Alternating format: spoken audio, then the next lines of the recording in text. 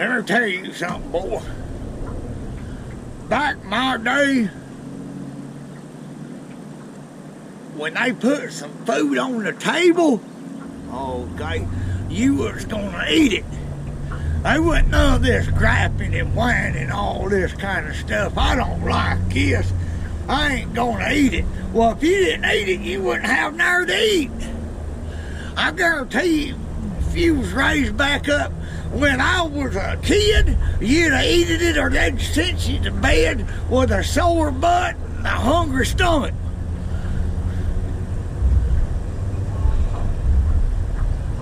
I guarantee you that, boy.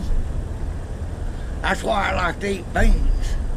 Today, I'm going to be fishing with a bait that was made back in the 1950s, invented in the 1950s. Let me give you a little background about the bait. The inventor of this bait was John Fujita. And the name of this lure that I'm going to fish today is called the No Name Wonder Lure. Now, I've read the literature about this bait. This bait was in a lot of newspapers and stuff like that about how well it would catch fish back in the 1950s. John Fujita named this bait in an honest way. He called it the No Name Wonder Lure. And the reason why is it took him a long while to get it perfected to what he thought was perfection. And obviously it caught a lot of fish. A lot of newspaper articles that were written about it back in that era, way before I was born. And this bait right here is unique in a lot of different ways. I'm going to show you how it comes out of the pack, what it looks like when it comes out of the pack. This is how it comes out of the pack. There's a piece of mono that connects to the bait that's about 2 feet long. It has a loop knot right here and a loop knot on the actual bait. Now y'all can see it looks like a tiny spoon with a hook attached with a piece of marabou, simply built. The thing about it that I've noticed is that all of these have a short section of line tied about 3/16 of an inch from the hook to the other hook to give this mobility. Now this bait, let's take another good look at it. I hope I'm not too close. Is tiny. I'm going to say it's less than 1/32 of an ounce. Size 10 hooks. Okay, what I'm going to do is try to vertical jig with it to catch crappie.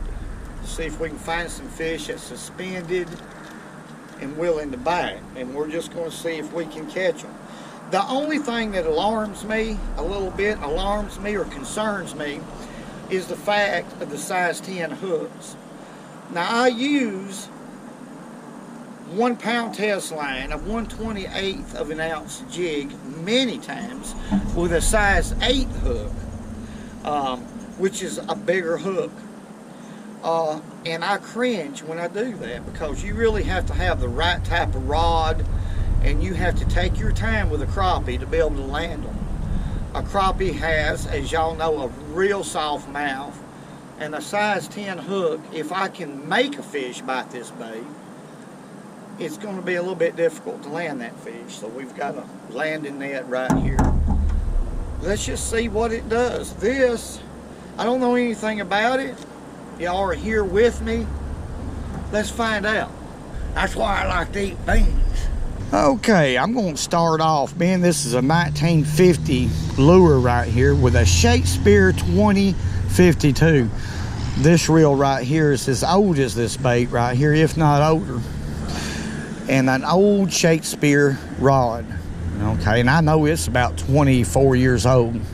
I've had it for a long time, folks.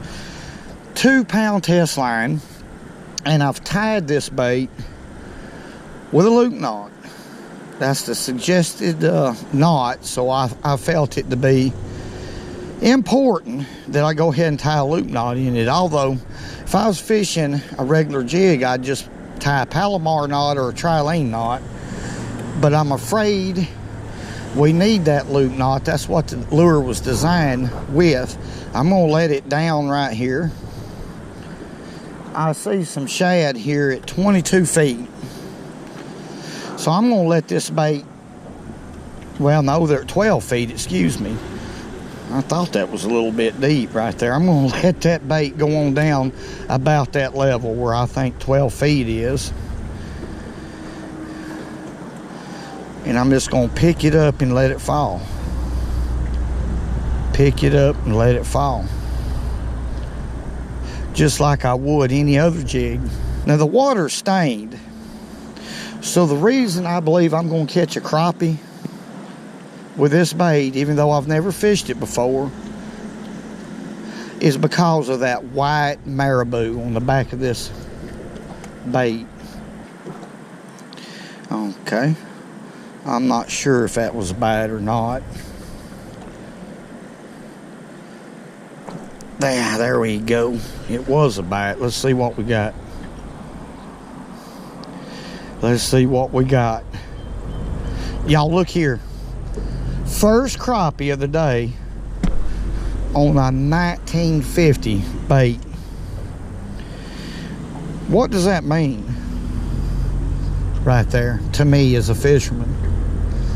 I barely had him hooked. What does that mean? The inventor perfected this bait in 1950 to catch fish, to trigger a strike, and it's an instinctive strike. It's not real, it's man-made, and I'm tickled to death about this. It's a small crappie, but we got bit. Let's let him go. Now this bait is supposed to catch anything as far as panfish is concerned, and also bass. It was designed for clear water fishing, folks, to catch small bass.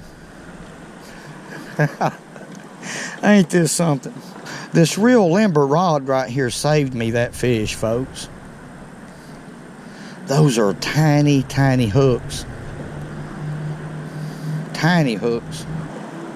There we go. What do we got? Now I'm gonna have to take it easy on every one of these fish, folks. Count that size 10 hook. Look here. It's a little spotted bass. Little spot. So we're being so old-fashioned, let's take this bait, whoops, and put a little slime on there. That's going to be our fish attractant. Let's throw him back. That was the old ways. Today we got fish attractants you can buy. Back then, that's the way they did. That's supposed to mask our odor from the bait. And it makes sense. Very practical. It's my way of thinking, folks.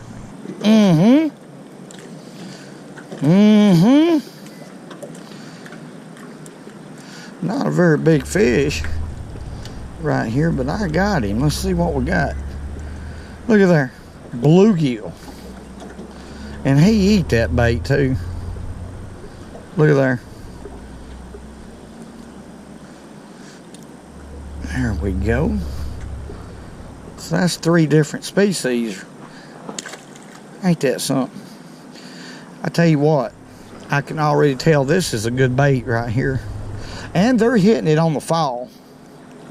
Let's look at the water right here. Now how I'm catching them, the fish is hitting it on the fall. So when I pick it up like that, I let it fall. And you can see it's doing a good job. It looks just like a shad that's injured on the fall. You know what? I may not catch any big crappie today. You know, it's hit and miss on these crappie in the summertime here in the Coosa River, or most anywhere throughout the country. But I wouldn't doubt of catching some big crappie today.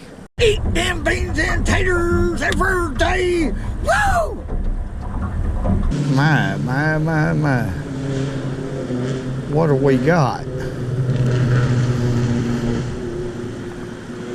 We have to really take it easy, folks. Them are little hooks. Y'all know how little they are. This ain't no crappie. I don't have no idea what it is, but I'm just gonna take my time, see if we can land him. Now, I'm having a lot of fun right here. I realize the fact that this is a 1950 lure, and I realize the fact that it caught a lot of fish back in its day, and it's doing it now. I've done caught I don't know how many bluegill, just one crappie, but that's understandable. There's no water movement right now. I don't expect to catch. Look here, I got a good bass right here off this tiny bait. Now this is sporty. This is what I've been trying to. This is a sport second to none, and you can approach it a lot of different ways.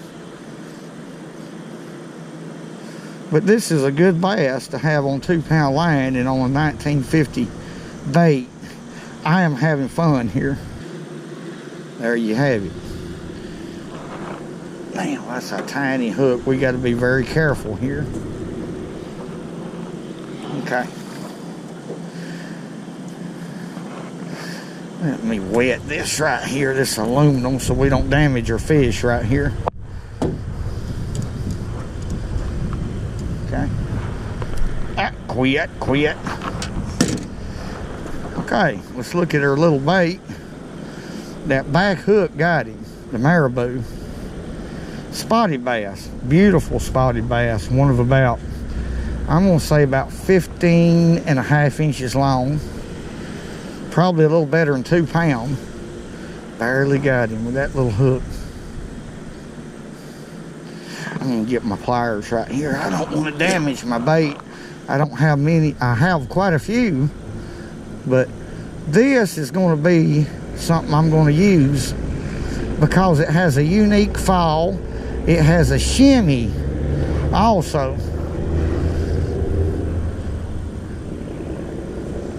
A fantastic bait. Look at there. Let's let him go. Water's real hot. There he goes. It took me that far to land that fish. I didn't want to lose him.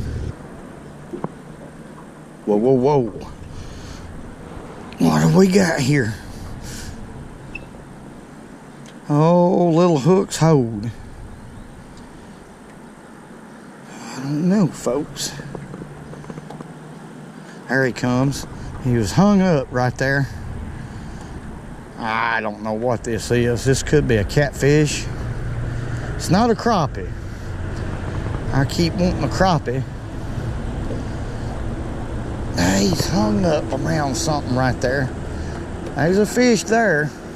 Look at him. Dead gone. Let me get on out here so we can do something with him. I don't know. That acts like a bass right here. It is. Another bass. What about that? Another bass. It says on the pack, designed for black bass. This is a spotted bass right here, I can tell. And a good one. Look how good. That's a good fish right there for such a small bait. Now that's what's surprising me right here. I come out here to target crappie and I'm catching everything but crappie. Let's get him, put him in the net here. I got him wore down, I believe. Spotted bass fight. Don't come off that little hook. That's the only thing that, there we go. Another spotted bass. Now he grabbed that little bait right there and just went to swimming with it. There was no thump or anything like that. He just inhaled it and went to swimming with it. Let me get my pliers right here. Barely got him hooked. I don't want to tear my little bait up. I'm impressed about this. I'm tickled to death. That's a good spot. That's a good spot. That fish right there is probably 15 inches, 15 and a quarter inches long. That's surprising me more about anything today. Let's get him revived. That water is hot, folks. Go on back. All right, folks, a little bit more about this bait right here, and it's real interesting. To start with, I was very impressed using this bait. What impressed me the most is the size of bass that it caught for as small as it was. I mean, that really was impressive. Now, I'm having to leave because we've got some bad weather right here, and I'll show you. There's a big system coming in. If it wasn't for that, I'd just keep fishing and wait until they turned the water on to where I could catch crappie. I am sure that this is going to be it's a dynamite crappie bait. And but anyway, more about this bait. This bait disappeared from tackle stores sometime in the 70s. I think the plastics coming out back then were so much cheaper that I guess that John Fujita immediate family did not want to continue after John the inventor had passed. So Tara Fujita, a niece, is trying to re-establish the no name and is just getting started. So me as a fisherman, an avid fisherman, I believe this bait right here would produce for me in my waters better in the fall when fish are bunched up. And really this bait was designed to fish a split shot above it, and it's designed for real clear water situations. But the water's real dingy right here, so I chose a vertical presentation, which worked. We did catch a couple of little small crappie, but I believe in the fall I'm going to try it again. Let's see what we can do. It has a unique shimmer in action, and I want to thank Bob and Molly Kramer for sending it to me. And again, they're from Willis, Texas. Thank you. It was a privilege to fish with this 1950 bait. And it gives us fishermen a little more insight about modern baits versus the older baits. Well, this bait right here was designed to catch fish. Now, back in them days, it was not just for sport, it was for survival. So that's why this bait right here has a built-in quality to catch fish, and I knew it. Once I worked it and visually saw its action in the water, folks, I knew it was going to catch fish. But I believe it's going to be a dynamite crappie bait. I'm going to try it again. Thank y'all very much for watching. All the great comments, everything y'all have done. Y'all have allowed this channel to grow, man. I'm talking about grow. Woo! Y'all done it. Hey.